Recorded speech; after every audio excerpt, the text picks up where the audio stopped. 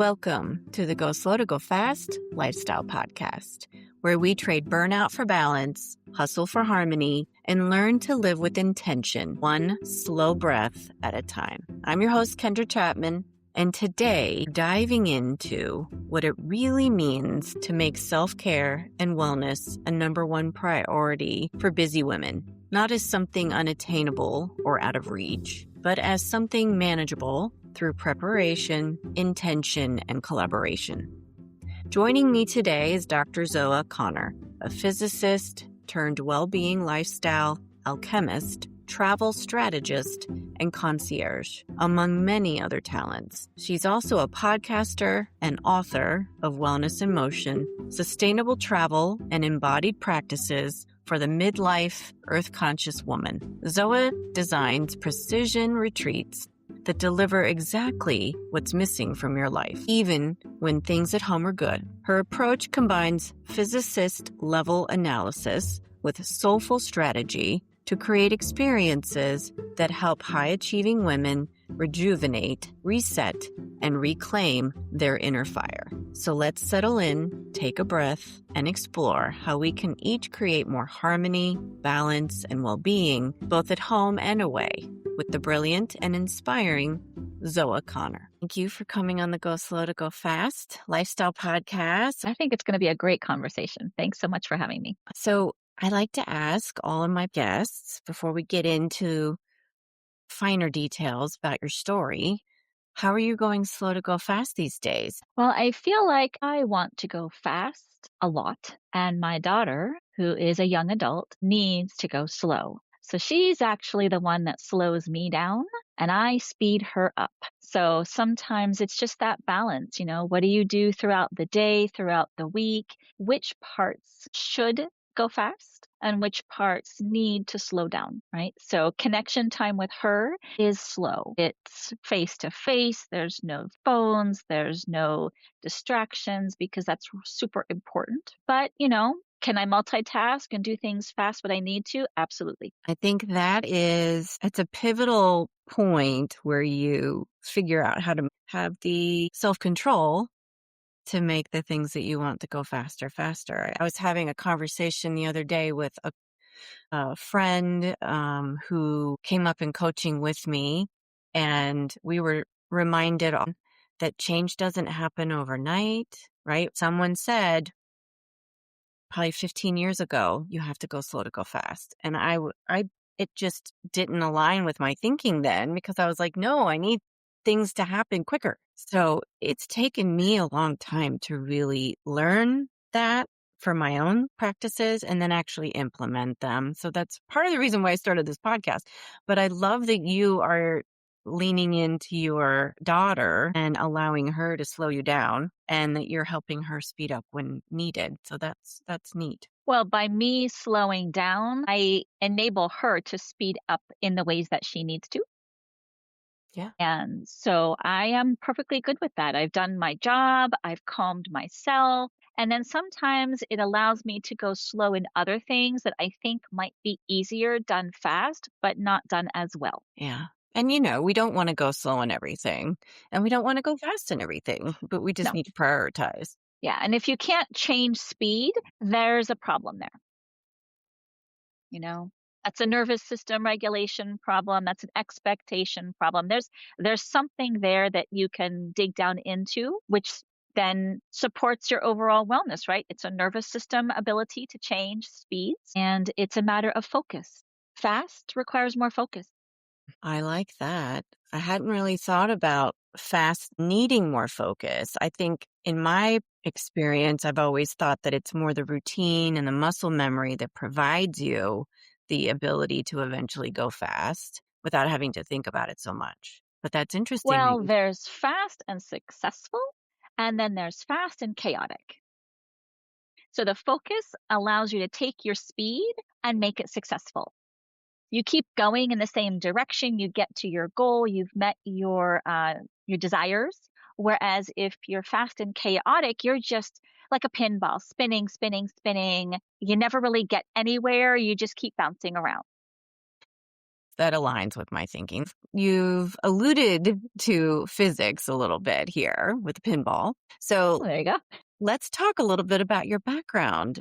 Can you share with our viewers and Sure. listeners about your background and how you got into the wellness space? So I am a PhD physics person. I've earned my research degree traveling the world, doing an experiment in Japan, studying the sun. And of course, anyone who knows about physics knows that it is about explaining the world around you. Big things like stars, little things like atoms, and everything in between. So a physicist tends to look at the world through the lens of what do I not know yet? And how do I acquire that information? What do I have to do or test or think or expand my ideas in order to discover something that no one else has done before? And so when you take that concept and apply it to anything else, it brings a different perspective into that additional field, right? So physics, when it joins with biology, allows you to think about the human body in a different way. When you combine physics with other arenas in life, it changes those fields as well. It makes it a very nice blend. And so for me, what I did was I applied it to motherhood first,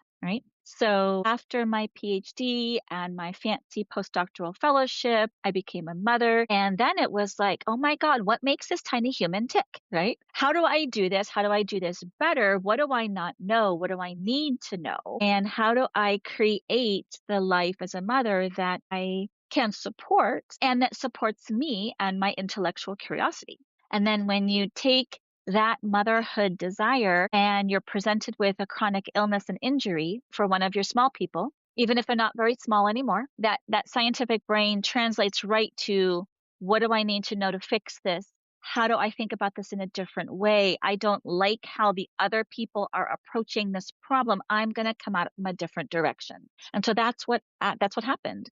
Right. My daughter had mold exposure from water damage in our house. We didn't know at the time. It stole years of her life during her teenagerhood. This is a very instrumental time for becoming an adult. She, at the same time, broke her ankle and so then was on crutches just at the time you're supposed to be independent in the world. And here she is, needing her mom to help her wash her hair. Right. So that presented a whole new problem for my brain, which was how do I make this better? How do I do this in the most logical, natural way? Because we have a natural bend to pretty much everything we do anyway.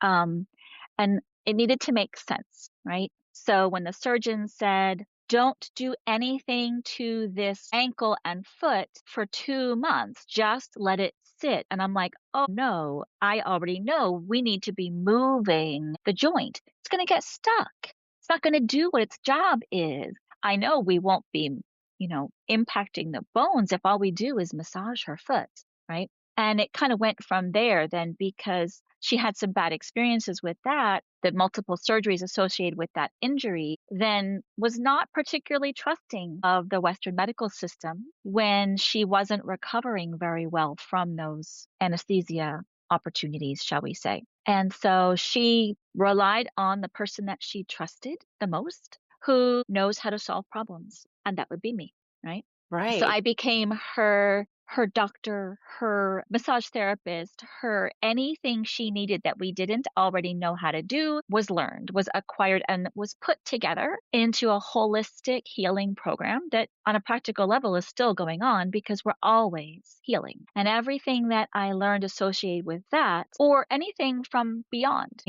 learning to make cheese and the garden in the front and the importance of really fabulous quality food, right? Really important when you're healing. This all now translates into my functional wellness studio and the retreats that I offer. So all these things are now applied to my clients. That's amazing that you found that path by being a mother and also having the science background, and the two married very well because of unfortunately what was going on with your daughter, but it just seemed to work out to where you were able to create this amazing program. So the great thing about the physics being the inspiration here is that scientists have a different way of looking at truth. Truth is only scientifically what the community agrees is true right now, today, based on what we know. That's fair. But tomorrow, truth might have a different definition, right? And so truth for you is based on what you know and what your experience is. And yes, you're combining the scientific studies and what your sister said and what your grandmother taught you when you were a little girl. That's all part of your personal truth, right? But what works for you doesn't always work for someone else because they're pulling together different pieces, right? And also the desire to not be afraid to buck the system of what other people think is true, right? Every well known scientist in history has been opposed, sometimes violently, when they were alive, right? So all of these famous people that we study in school were not well regarded when they were doing their work because it was so different, so heretical. Many of them were in hiding, right? Yes, They had to be absolutely. isolated. They had to, yeah. Right? And they couldn't tell people what they were doing because for fear of not being able to do it anymore. So would you say that your mother intuition and your scientific understanding, background, knowledge is equal? Would you say that you listen to more than the other sometimes, or would you say that you lean on both of them in? I think I lean on both of them pretty well, and part of that might be because my interpretation or understanding of intuition also has to do with your subconscious mind. So most of us know that, there's a phrase out there, you only use about 10% of your brain. Einstein might have used 11%, right? What's the other 90% doing? It's your subconscious. It's controlling your heartbeat. It's controlling your breathing. It's controlling your nerves. It's controlling all the things about you so that you can actually stay alive, which means that your subconscious knows an awful lot about you, more than your conscious mind knows. And oftentimes your intuition is coming from your subconscious mind trying to say, hey, pay attention to this, right? I know something that you're not aware of, right? And so it's not just, woo woo, but maybe the idea that your subconscious talks to someone else's subconscious without you doing it on purpose or picking up the phone feels woo. But then again, light travels from you to the sun and back, and you can't see that either, right? So things happen that are invisible to the human eye that other creatures can sense, right? Our navigation at nighttime is not as good as a bat. We can't see the same part of the light spectrum that a bee can see. Why, as a human, do we think that we know everything? I think there's a lot of truth in what you've shared because just in my experience growing up with a father who was a chemist and a botanist and a mom who is a retired nurse. So I had medicine, I had science in my life, but they would always remind me that, we're not, if we think that we're the only life and on this earth and this planet in this universe, then, we think pretty big of ourselves. And why can't, if we can explain how Earth was able to be as it is, why couldn't it exist elsewhere? Or why can't, we communicate in different ways with each other? There's just so many things that we don't know, but our intuition, our higher self, whatever you want to call it, definitely can do more than we give Yes. it credit. Yeah. So thinking about, I want to get into how you dove into the travel self-care practices for high achieving women. But before we get into that, can you kind of talk a little bit about maybe what you've seen? You're up in the Eastern Seaboard, like Northern Virginia, DC area right now, and there's a lot going on with job loss, and I'm sure there's a lot of stress just circling around in that area, let alone across the United States and other parts of the world. Are you seeing any patterns that would be unique challenges that high achieving women are facing when monitoring wellness outside of like maybe what's currently happening that you've seen as a trend? So, high achieving women have a fabulous capability to feel confident, capable, and like they can do anything. That's totally appropriate. Mm-hmm. The question is, does that really apply to everything that's important to them. It tends to be a little more narrowly focused, right? So I take this approach, or I took this approach when my children were growing up. What do they learn the best? The things that they value, the things they want to learn, right? That's always what they succeed in more. And that's true as adults, and it's definitely true for high achieving women. You can take someone who is top notch in her area, in her field, but she's not top notch in every single thing she does. So maybe she's not the most fabulous chef, but she knows how to get great food. Maybe she's not as meticulous about cleaning her house, but she knows how to get someone who is. But those are all fine because that's not her main priority. Her zone of genius is somewhere else. So these women, their zone of genius is not really wellness, but wellness is very important and critical in order for them to be successful at what they are really good at. And Mhm. that's where someone like me comes in because I can make it easy for them to be successful without them having to learn all the things to figure it out by themselves, Mhm. right? Yes. I love how you have zeroed in on the zone of genius because while women can multitask, I mean, after a while, you're going to burn out if you try to do a lot of things well. So, yes, Well, I agree. multitasking works best when you're using different parts of the brain at the same time, Mm, right? So if you're doing something with words, writing, working on a presentation, you also can't have a conversation with your daughter at the same time. That's two different word things. And you can't do them both well. You might both get accomplished, right?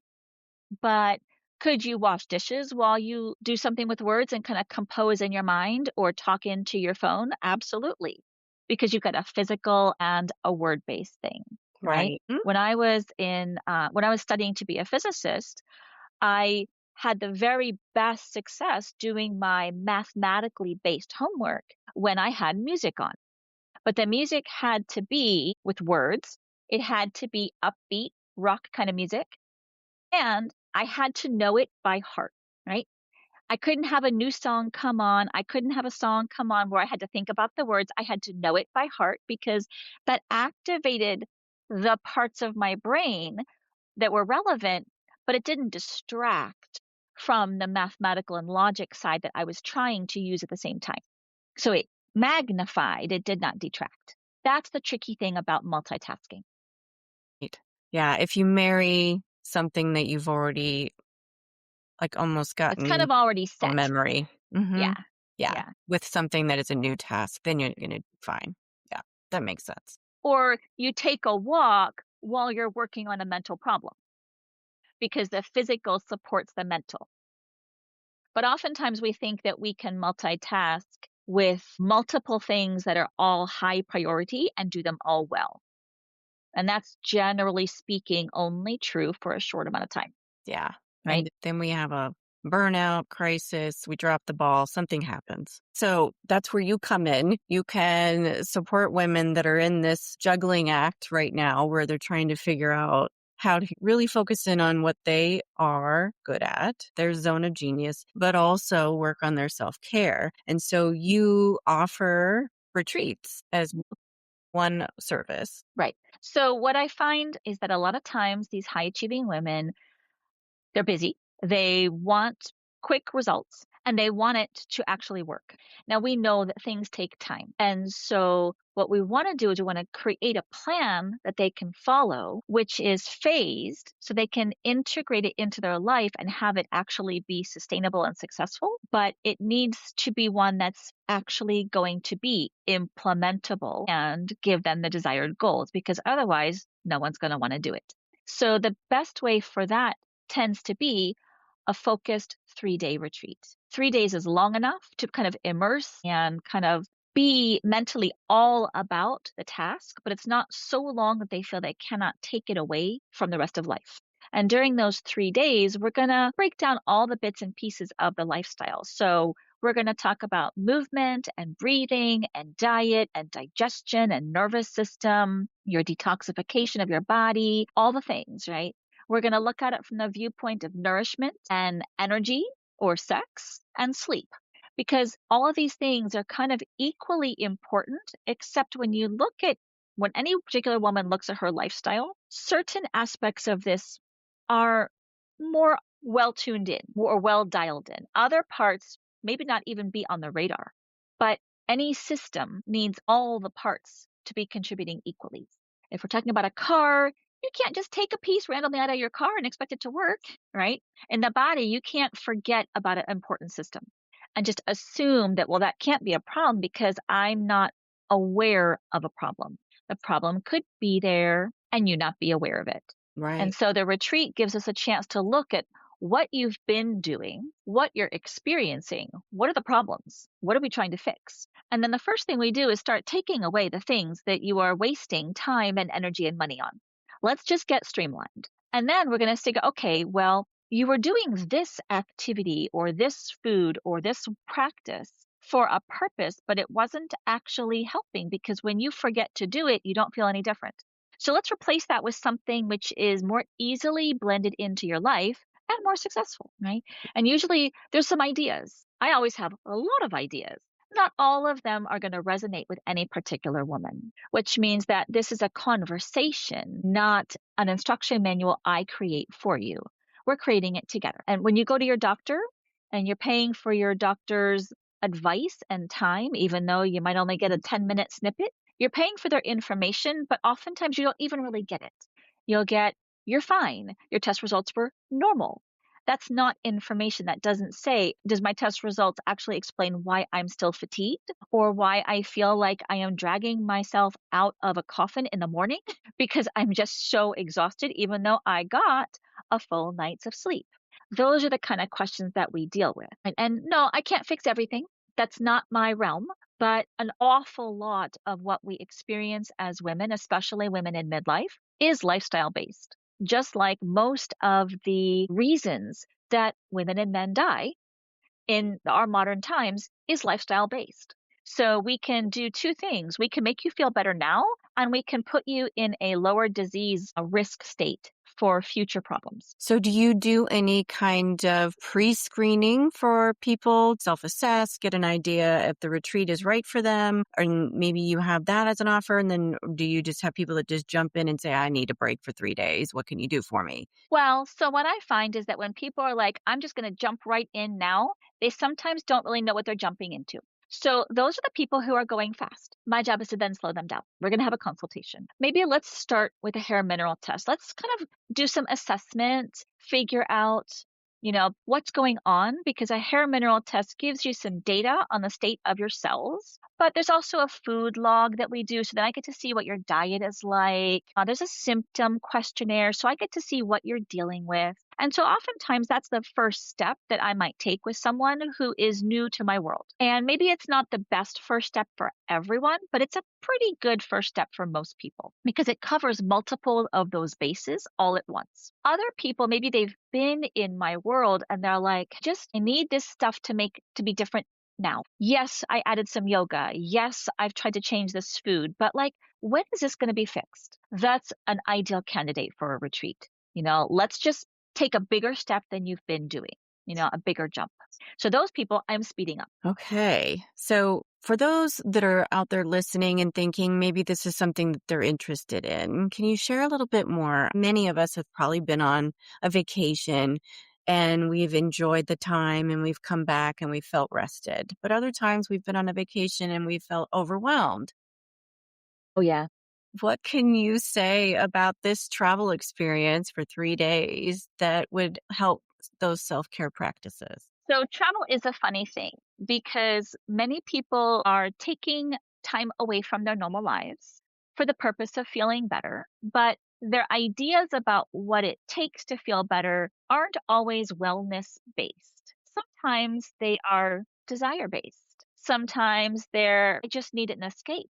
It doesn't matter where I go, but it does matter where you go. So if your normal life is in a place where you have many people living in your house, you go to an office, there's a lot of people around there. Maybe you live in a city, maybe you're just in a densely packed area. Maybe what you're needing is space, physical space, mental space, emotional space. Go away.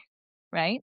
But sometimes maybe, maybe you're living alone. Maybe you're working from home all the time. Maybe you need someone around. So then you would look to go to a more dense place, a more populous place, a place where there's activity, a place where there's stimulation, where you have choices about what to do and where to go. And that's really all about nervous system regulation. Because if you're that busy, crowded lifestyle person, then you're kind of saturated, you're overstimulated. Your adrenal glands need a little break.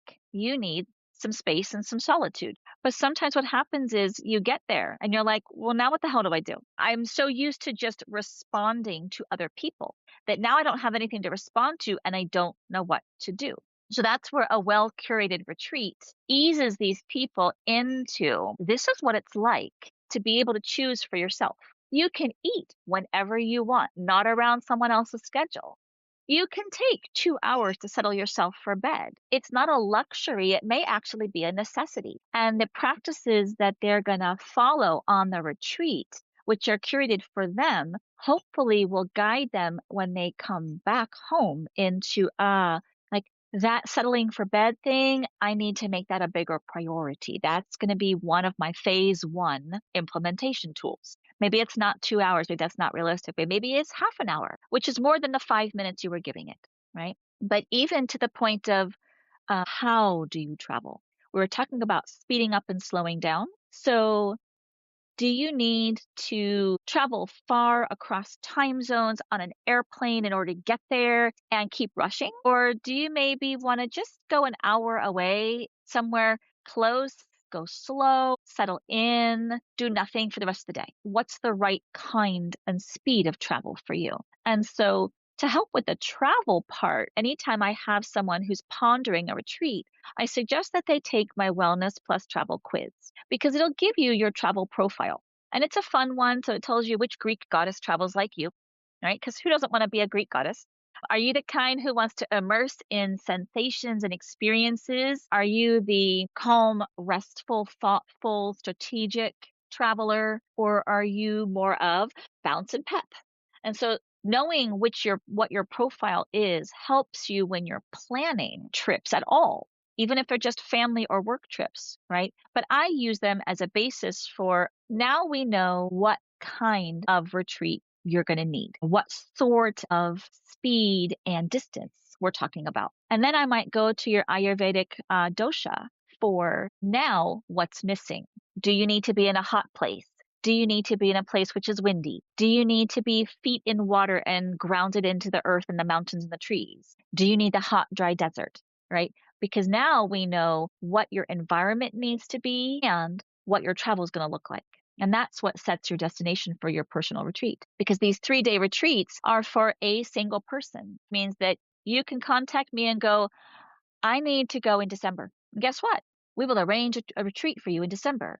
You don't have to wait for the one that's in a group experience in 9 months. You're working with individuals one-on-one, having them take The little quiz. an Yep. intake process, and then you figure out with them, it's a collaborative experience, and you figure out what the best retreat is for them, and then they go on it solo. Yeah. I mean, I'm there virtually, or their retreat could come to me. You could be doing your retreat with me in person at my functional wellness studio, right? I could put you in the sauna. You can join group classes. We can sit in my rocking chairs and have a cup of tea together, right? And that's a different kind of experience than you going to the mountains of Vermont and getting to look at the beautiful scenery and talking to me on the phone.